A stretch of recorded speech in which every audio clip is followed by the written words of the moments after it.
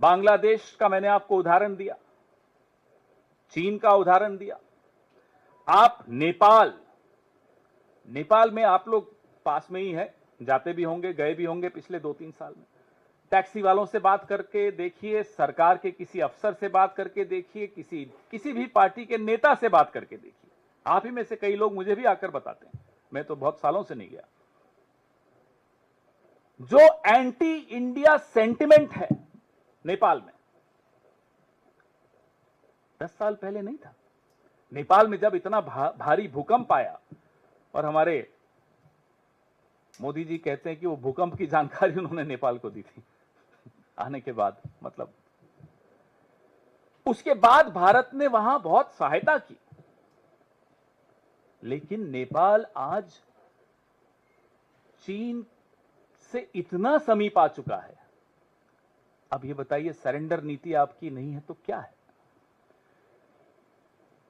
जो कॉरिडोर की बात हो रही है लगातार, जो पाकिस्तान के साथ, कई और देशों के साथ चीन मिलकर कॉरिडोर जो बना रहा है, आप क्या कर पाए उसका? आप आईएमएफ का लोन रुकवा पाए तो बताइए। अभी मैं आपको एक और बताता हूं, वो क्रिएटिव चलाइए। अभी कुछ दिन पहले का मैं आपको 1 जून का फोटो दिखाता हूं आपको, बड़ी इसमें, ये 1 जून को प्रधानमंत्री जी मिल रहे हैं Asian Development Bank Mister Masato Kanda से। ये 1 जून का।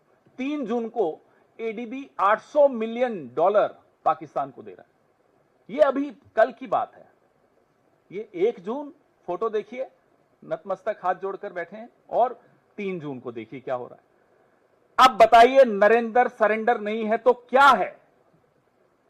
और ये फोटो देख करके आपको लगता है भारत ऐसा कभी कर सकता है? भारत का कोई और प्रधानमंत्री कभी ऐसा कर सकता है? नहीं कर सकता। ये स्थिति हमारे देश की एक कायर प्रधानमंत्री ने बना दी। आप के साथ एक और नवरत्न है आपके कैबिनेट में, क्या नाम है? पराजय शंकर। अब पराजय शंकर चुप है बहुत दिनों से। पराजय शंकर चुप इसलिए हैं कि बेचारों को बोला जाता है अभी आप जवाब दो, फिर जवाब देते हैं तो ट्रोल हो जाते हैं। ऐसा नाकारा विदेश मंत्री, भाई आप हो सकते हैं पराजय शंकर, ये देश कभी पराजित नहीं हो सकता। भले ही इसका विदेश मंत्री पराजय शंकर हो, भले ही प्रधानमंत्री कायर हो, ये देश ऐसे लोगों को फिर से बैरक में भेजना जानता है। इस देश की सेना मजबूत है, मैं फिर से दोहराता हूं, यह देश मजबूत है, लेकिन इस देश की सरकार कायर है, इस देश के प्रधानमंत्री कायर हैं, इस देश का कैबिनेट में इतनी हिम्मत नहीं है कि प्रधानमंत्री को बोल सके कि कायरता बंद कीजिए, जवाब दीजिए।